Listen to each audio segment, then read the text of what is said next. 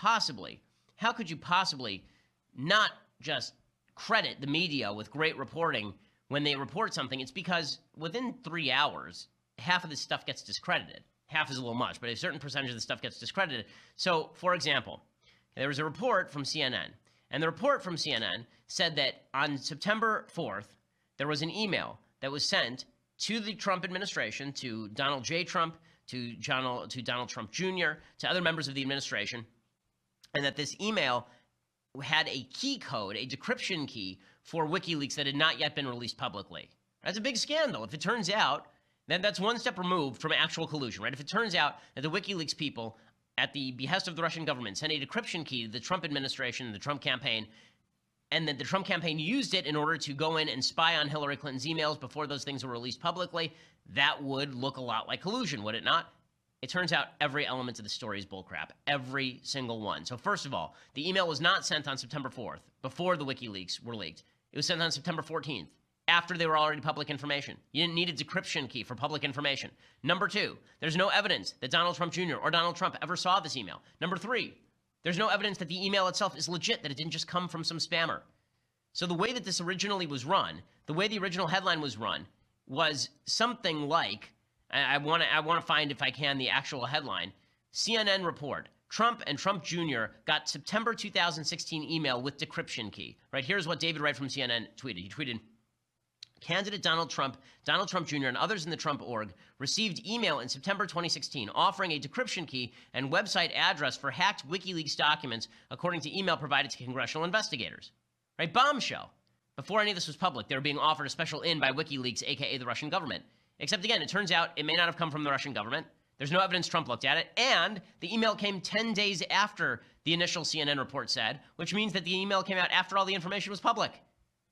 I mean, this is a Brian Ross level screw up. It is a massive, massive screw up. Somebody needs to get suspended for it at the very least, because to misreport in that dramatic a fashion does a disservice to the Trump administration. Then you wonder why Trump runs around shouting fake news. You wonder why Republicans distrust reporting from places like the Washington Post. You wonder why Republicans have now come to the conclusion that nothing can be trusted. Part of it is because they're taking the message too far, but part of it is because there is a grain of truth, which is that a lot of the media are willing to jump on stories that have not been vetted and are not true in order to promulgate a particular narrative. And this is just the best example of that.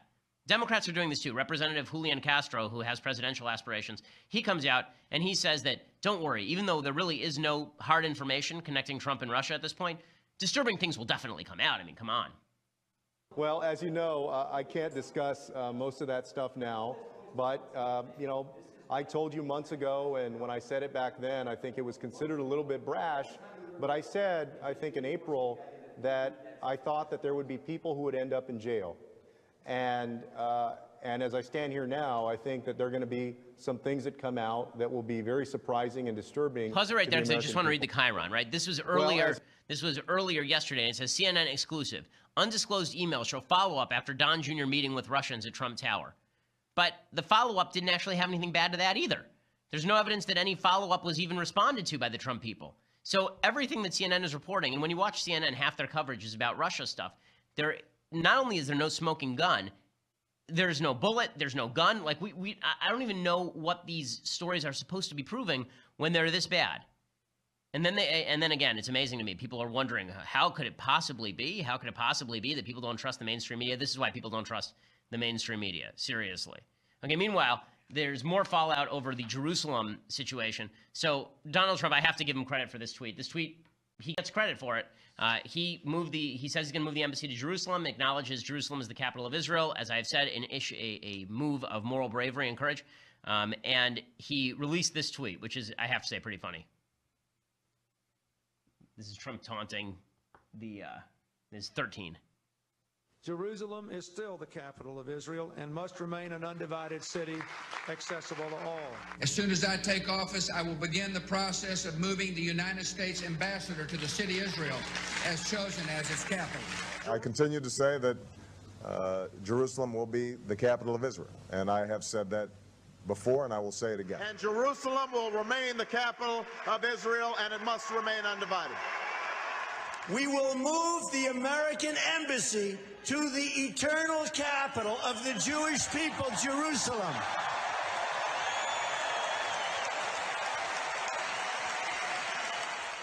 Therefore, I have determined that it is time to officially recognize Jerusalem as the capital of Israel. And he tweeted out Well, above this, I fulfilled my campaign promise. Others didn't. Full credit to Trump. This is exactly true. Now, there's a lot of violence that has been breaking out around the world. There are clashes in Judea, Samaria, and the Gaza Strip. Hamas, of course, is calling for an uprising because they're a terrorist group. That's what they do. One Palestinian protester has been shot dead. But to be frank with you, the levels of terrorism that I've seen so far, the levels of violence that I've seen so far have been relatively innocuous. So they say that there are rallies in Malaysia, Indonesia, Iran, Syria, and even America. Ooh. You mean people in Syria are angry? Oh, noes. You mean people in Iran are upset? Well, I guess that changes everything because Iran was our best friend before. You mean Muslims in Malaysia are very upset about things? Well, unless people are actually like getting hurt or killed, I don't really see. So what? They're protests. Big freaking deal. They protest over. If you said tomorrow we're going to have a day of rage, well, we'll call it the Nakba, right? The day that Israel was established, the Palestinians call it the Nakba, the disaster. We'll have a day of rage on that day. You'd have the same people protesting. It has nothing to do with Jerusalem. It has to do with the fact they hate Israel. It's that simple. So Thursday, apparently, there were 16 Palestinians wounded. They said that most of the injuries were from tear gas and rubber bullets. And of course, you have all of the usual leftist suspects saying this is going to be the end of the world. It won't be the end of the world. Trump was right to do it. I do want to point out how the media have exacerbated the situation. So Richard Engel, the media like to embed in the Middle East in places like Gaza, and then they just stand around with cameras and watch people burn their own towns. And then they treat it as though something heroic is taking place. This is in Ramallah. Ramallah is completely run by the Palestinian Authority. The Israelis do not run Ramallah. And Richard Engel, over on NBC, here's him reporting. Good morning. As you can probably see, clashes and civil unrest have broken out here in the West Bank. We are on the outskirts of the Palestinian city of Ramallah.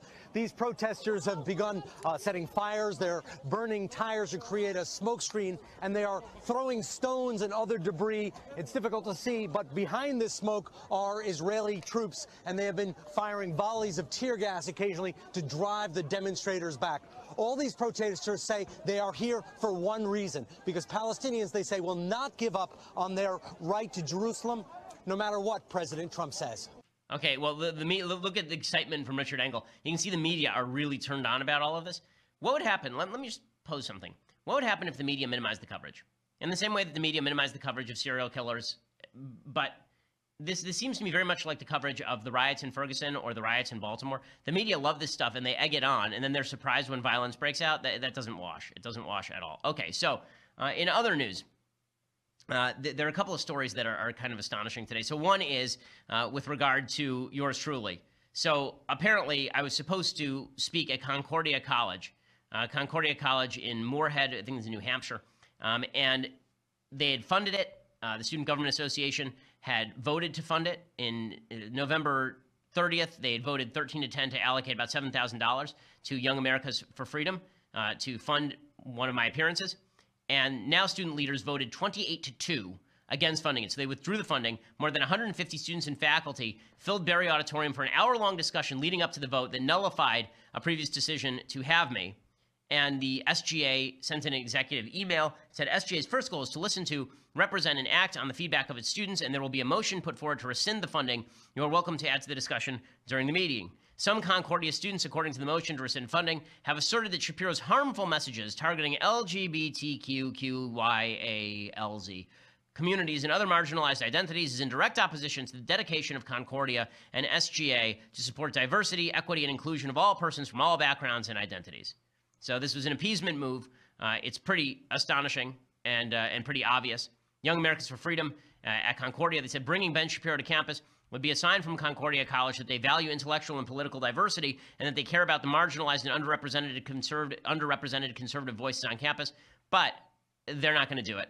They've decided that it's not about diversity. Instead, it's mostly about shutting down